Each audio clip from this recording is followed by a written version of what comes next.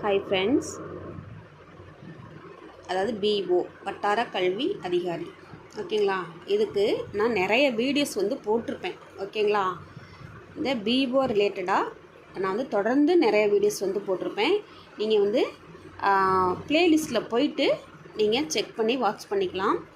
அதில் PO strategy, அதாவது வந்து ப்ரிப்ரேஷனுக்கான அந்த டிப்ஸை பற்றி வந்து அந்த ப்ளேலிஸ்ட்லேயே கொடுத்துருப்பேன். ஓகேங்களா, நீங்கள் ஒரு வீடியோ வந்து பார்த்தீங்க அப்படின்னா அதுக்கு முன்னாடி ப்ரீவியஸ் வீடியோலாம் பார்த்துட்டு இந்த வீடியோ வந்து பார்த்தீங்க அப்படின்னா உங்களுக்கு கொஞ்சம் யூஸ்ஃபுல்லாக இருக்கும். ஓகேங்களா, சப்ஸ்கிரைப் பண்ணிவிட்டு வாட்ச் பண்ணுங்கள். அது இந்த பிஓ ஜாப் வந்து நம்ம எப்படி செக்யூர் பண்ணலாம் அப்படின்னா அதுக்கு வந்து என்னென்ன ஸ்ட்ராட்டஜி டிப்ஸ் அப்படின்னா, ஃபஸ்ட்டு வந்து நம்ம எதை படிக்கணும் அப்படிங்கிறதுக்கு முன்னாடி ஃபஸ்ட்டு நம்ம எதை படிக்கக்கூடாது அப்படின்னு நமக்கு தெரியணும். ஓகேங்களா, அதாவது நம்ம டிஎன்பிஎஸ்சிக்கு படிக்கிறவங்க, டெட்டுக்கு படிக்கிறவங்க எல்லாமே வந்து என்ன சொல்லுவாங்கன்னா அட்டை டு அட்டை படிங்க அப்படிம்பாங்க. இப்போ தமிழ்லாம் பார்த்திங்க அப்படின்னா குரூப் 4க்குலாம் அட்டை டு அட்டை படிங்க அப்படிம்பாங்க. பட் நம்ம இந்த பிஓக்கு அட்டை டு அட்டை அதெல்லாம் தேவையே இல்லை. ஓகேங்களா, அது மாதிரிலாம் நீங்கள் படிக்கக்கூடாது. ஓகேங்களா, ஸோ ஃபஸ்ட்டு வந்து நம்ம எதை படிக்கக்கூடாது அப்படின்னு நமக்கு தெரிஞ்சிருக்கணும். வந்து நமக்கு சிலபஸ் மட்டும்தான் நம்ம படிக்கணும். சிலபஸை தாண்டி நீங்கள் எதையுமே படிக்க தேவையில்ல. ஓகேங்களா, ஓகே, நான் எதை படிக்கக்கூடாதுன்னு எனக்கு தெரிஞ்சிருச்சு. அதுக்கு அடுத்தது எதை படிக்கணும் அப்படின்னா சிலபஸை மட்டும்தான் நீங்கள் படிக்கணும்.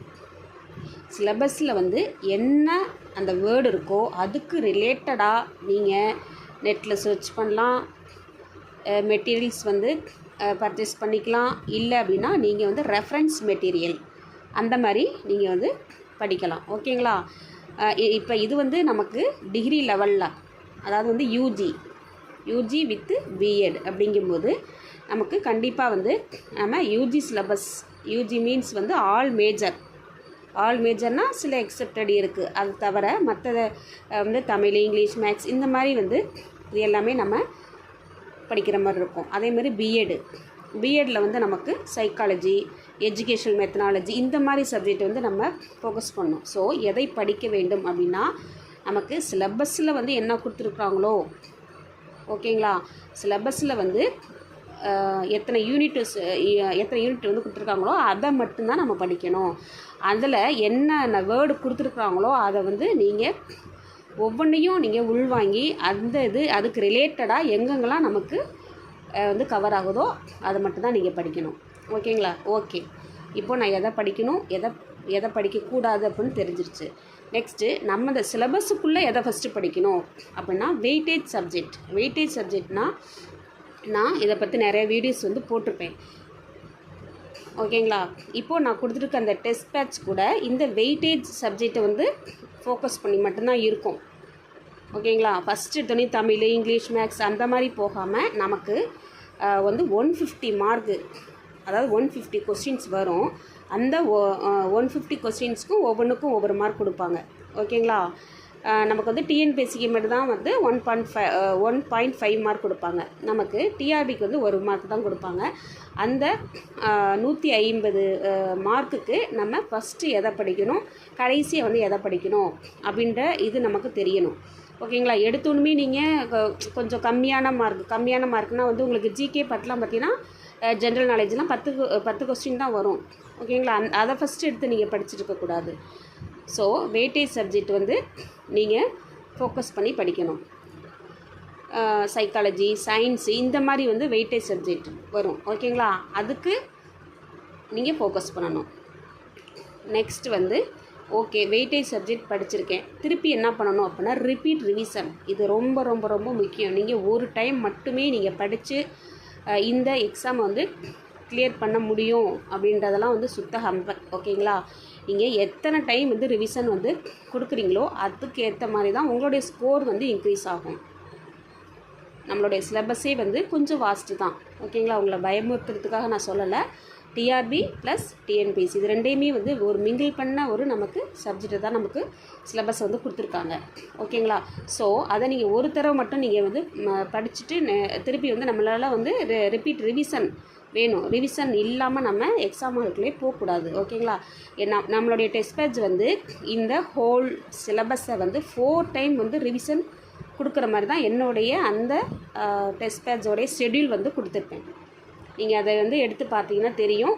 நான் ஏற்கனவே வீடியோஸ் வந்து போட்டிருப்பேன், அது ரிலேட்டடாக டெஸ்ட் பேட்ச் ரிலேட்டடாக நீங்கள் அந்த வீடியோஸ் வந்து வாட்ச் பண்ணிக்கலாம்.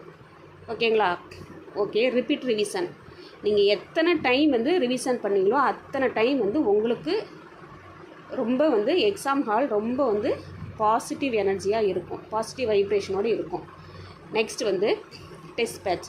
இந்த டெஸ்ட் பேட்ச் வந்து எதுக்காக போடுறோம் அப்படின்னா, நமக்கு வந்து சில கொஸ்டின் வந்து டைரெக்டாக கேட்பாங்க, சில கொஸ்டின் வந்து ட்விஸ்டடாக கேட்பாங்க, சில கொஸ்டின்ஸ் வந்து ஒரு அனாலிட்டிக்கல் மெத்தடில் கேட்பாங்க. ஓகேங்களா? அந்த இதில் நமக்கு தெரிஞ்ச கொஸ்டினையே நமக்கு தெரியும். ஓகேங்களா? தெரிஞ்ச கொஸ்டினையே கொஞ்சம் ட்விஸ்ட் பண்ணி கேட்டால் நமக்கு வந்து ஆன்சர் பண்ண தெரியாது. ஓகேங்களா?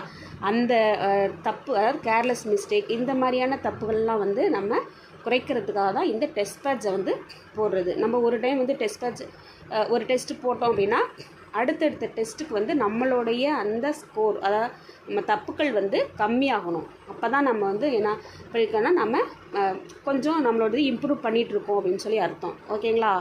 இப்போ வந்து ஒரு 100 மார்க்குக்கு வந்து டெஸ்ட் வைக்கிறோம் அப்படின்னா ஃபஸ்ட்டு டெஸ்ட்டில் ஒரு 50 இல்லைனா ஒரு 60 இந்த மாதிரி எடுத்தால் கூட அடுத்தடுத்த டெஸ்ட்டில் வந்து நீங்கள் உங்களை இம்ப்ரூவ் பண்ணிக்கணும். ஓகேங்களா? அதுக்கு வந்து நீங்கள் ஃபஸ்ட்டு டெஸ்ட்டில் நீங்கள் என்னென்ன தப்பெல்லாம் வந்து பண்ணீங்களோ அதெல்லாம் வந்து நீங்கள் கம்மி பண்ணிக்கிட்டே வரணும், குறைச்சிக்கிட்டே வரணும். அதுக்காக தான் இந்த டெஸ்ட் பேட்ச் போடுறது. ஓகேங்களா? தெரிஞ்ச கொஸ்டினையே நம்ம கேர்லெஸ்லாம் நம்ம மிஸ்டேக் பண்ணுவோம், கண்டிப்பாக பண்ணுவோம். நம்ம எல்லாருமே மனிதர்கள் தானே. மிஸ்டேக் இல்லாமல் நம்மளால் வந்து அடுத்தடுத்த லெவலுக்கு வந்து போக முடியாது. அந்த மிஸ்டேக், அந்த தப்புகள் எல்லாத்தையுமே வந்து குறைக்கிறதுக்கு உதவுறது தான் இந்த டெஸ்ட் பேட்ச். ஓகேங்களா? ஸோ இது எல்லாமே நீங்கள் தெரிஞ்சுக்கணும்.